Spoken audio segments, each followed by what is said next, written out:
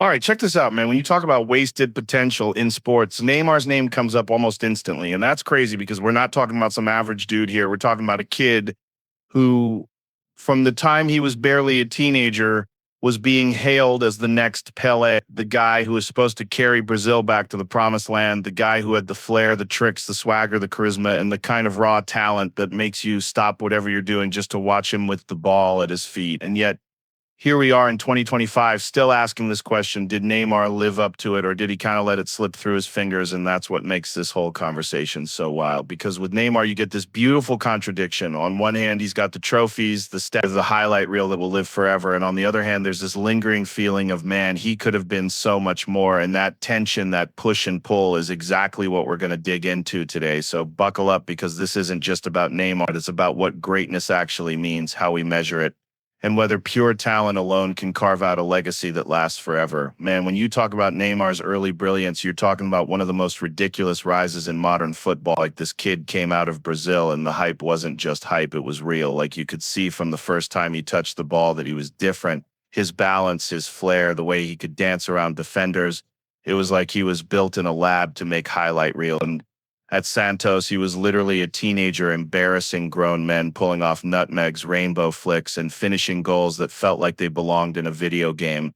And the crazy part is, he wasn't just showboating, he was delivering trophies. He won the Copa Libertadores, which in South America is like their Champions League. And people were calling him the next Pele before he even stepped foot in Europe. Then you look at that move to Barcelona, and holy shit, it was like destiny. He walks into a team with Messi and later Suarez, and suddenly we're seeing one of the most lethal attacking trios in the history of the sport. MSN and Neymar wasn't just a sidekick. He was clutch in big games, like that Champions League run in 2015, where he scored in both the quarterfinal and semifinal and then sealed it in the final. He wasn't just along for the ride, he was driving that ship too. And the thing is, when you watched him at that stage, you thought, this guy's going to take the torch from Messi and Ronaldo. He's going to be the next face of football. He had the skill, the charisma, the swagger. Like, he wasn't afraid of the spotlight. He was thriving on it, pulling off those ridiculous dribbles against PSG, destroying defenses. Like, there was this electricity. Every time he had the ball, the stadium leaned in because something outrageous might happen, and people forget how young he was during all this, like early 20s, and already breaking records, already making defenders look silly, already proving he belonged at the very top. And if you stop the tape right there in that Barcelona chapter, you'd think there's no way this guy doesn't end up with a Ballon d'Or, no way he doesn't go down as one of the absolute greatest to ever play, because at that point, the trajectory looked unstoppable. It felt like you were watching greatness in real time, like he was the chosen one. All right, so here's the thing with Neymar's PSG move and the whole money factor. It's one of those moments in football history where you can literally say this changed the game forever, because when PSG dropped that insane 22 million euro release clause, people's jaws hit the floor. Like, no one thought a transfer of that scale was even possible. It was absurd money, almost cartoonish, and Neymar became the most expensive player in football history overnight. And on paper, it looked like he was going to step out of Messi's shadow and finally be the guy, the number one, the face of the club, the league, and maybe even the sport. But the question is, did that move elevate him, or did it actually stall his legacy? Because in Barcelona, he was part of something historic, but in PSG, yeah, he dominated domestically, scored crazy goals, won League One titles like they were participation trophies.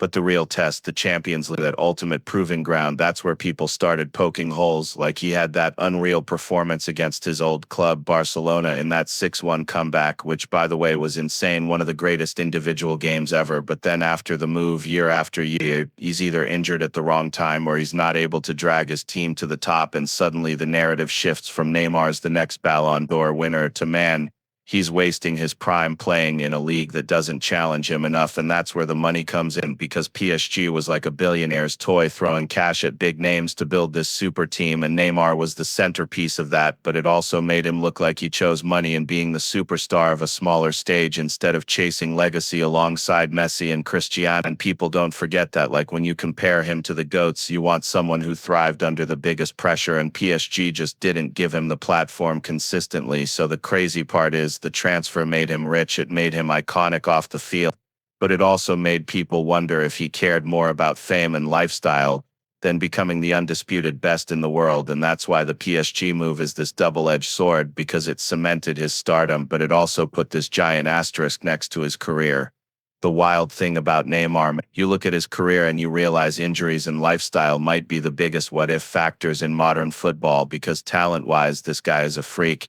He's got skills that make defenders look like they're on skates, but then every time it feels like he's about to take over the world, boom, something happens, and it's usually right before the biggest matches like Champions League knockouts or international tournaments, and it's almost become this meme where people expect Neymar to miss those crucial March fixtures because of injury, and it's crazy how consistent that pattern has been, and you can't ignore the fact that part of it ties into how he lives his life because Neymar loves the spotlight, he loves the parties, the social media, the birthdays. And it's not even a secret. Like you'll see him showing up at his sister's birthday almost every year with an injury, and people start asking, is this guy really committed to squeezing out every ounce of his potential? Because Messi and Ronaldo built their careers on obsession, discipline, showing up every single time, and Neymar, as gifted as he is, has this reputation of being distracted. Like he wanted the superstar lifestyle as much as the football legacy, and that's where the conversation gets tough because you can't deny how many times his body actually failed him too, like those metatarsal injuries, the ankle issues, the setbacks that kept him sidelined for months, and every missed run at the Ballon d'Or or Champions League deep run adds to that narrative of wasted prime, and fans are brutal. They don't care if you were unlucky or not. They just remember you not being there when it mattered, and I think that's the tragedy of Neymar. He's this magician on the ball, one of the most entertaining players ever. But when you mix the injuries with the perception of him being more focused on nightlife, fashion, endorsement, and all that, people start writing him off as a wasted talent, which might not even be completely fair, but it sticks because in sports, perception becomes reality. And for Neymar, the perception is that he didn't give absolutely everything to be the greatest. He gave enough to be a superstar, but not enough to be immortal. All right, so when you start talking about Neymar's big game record, man, this is where the myth and the reality really clash because the dude has the kind of talent that makes you think he should have highlight reels stacked with those legendary clutch moments, the type of stuff we talk about forever. But when you actually break it down, there's this gap. Like he's got flashes, but not the catalog you'd expect from someone with his abilities. Sure, you can't ignore 2015 with Barcelona when he was on scoring in the knockout rounds and being a key part of that insane MSN trio. And you think, okay, this is the guy who's going to own the Champions League stage for the next decade, but then you fast forward and those iconic nights just don't pile up the same way at PSG, especially with all the pressure of that world record transfer.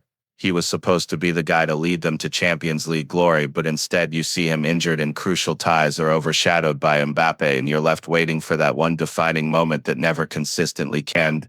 And that's the frustrating part because in football, greatness isn't just about your skill set or your flair. It's about what you do when everything is on the line. Those moments when the stadium's roaring, the season's on the edge, and you either step up or you and guys like Messi and Ronaldo gave us those nights over and over again. They thrived on the weight of expectation, while Neymar more often than not either wasn't there physically or didn't dominate the way people believed he could. And don't get me wrong, he had some big moments like that PSG comeback against Barca in 2017 or that Copa Libertadores final early in his career. But for someone hyped as a generational talent, the list of truly iconic game-defining performances is too short, and that's why the debate about him wasting potential feels so real, because the guy had all the tools to be mentioned in the same breath as the greatest, but history doesn't grade you on what you could do, it grades you on what you did. And Neymar's big game record leaves this lingering sense of what if instead of a solid legacy of dominance. When you talk about Neymar and the whole idea of legacy versus what could have been, man, it's one of the craziest conversations in football because here's a guy who has the kind of natural ability that makes defenders look like they're playing on ice skates while he's just gliding through. Like he had the aura to be the face of the sport after Messi and Ronaldo, but the story of his career feels more like a movie with missing scenes. Like we all saw what he could do at Barcelona, especially that run in 2015 when he looked like the heir apparent, the guy who would take the throne. But then when he left for PSG chasing that #1 role, it felt like he traded legacy for money for the spotlight. And while he still racked up insane domestic numbers and did some magic on the pitch, the big defining moments that carve your name into the history books just didn't happen the way people expected. And that's the wild part because his legacy on paper is still incredible. Champions League winner, Copa Libertadores winner, Copa America winner, over 4 ridiculous dribbling highlights that will live on forever. But the conversation always circles back to what if, because it feels incomplete. Like what if he stayed at Barcelona and carried on with Messi and Suarez? What if he avoided those injuries in crucial Champions League ties? What if he fully committed to pushing his body and career the way Ronaldo did? Or what if he had that killer obsession that Messi carried every single season? Because if you stack him up against his contemporaries, you realize the story isn't just about how great he was, it's about the gap between his ceiling and his actual resume. And that's a tough legacy to live with, because people don't just remember how good you were on a highlight reel. They remember whether you owned the biggest stages, whether you were clutch when everything was on the line. And with Neymar, the verdict feels like, yeah, he was a generational talent, a true entertainer, but he never became the relentless machine of success he could have been. So his career is always going to be remembered as this bittersweet mix of brilliance and missed opportunity. And that duality is exactly why the question, did Neymar waste his potential, even exists. So here's the thing, man, when you really zoom out and look at Neymar's career, it's kind of this paradox where you've got one of the most gifted players we've ever seen touch a football, a guy who could do things that make you laugh out loud because it looks like straight up video game glitches, and yet the conversation around him is always split between admiration and disappointment. Like, yeah, he gave us unforgettable highlights. He put Brazil back on the map at times. He's got silverware that most players could only dream of, but people will always ask if he truly maximized what he had, if he could have been that undisputed heir to Messi and Ronaldo. And the truth is, maybe he didn't. Maybe the story of Neymar is that raw talent and beautiful football don't always translate into that ironclad, unshakable legacy. But at the same time, maybe that's why he's so fascinating, because his career makes us debate, it makes us argue, it makes us wonder what greatness really means. Is it numbers, trophies,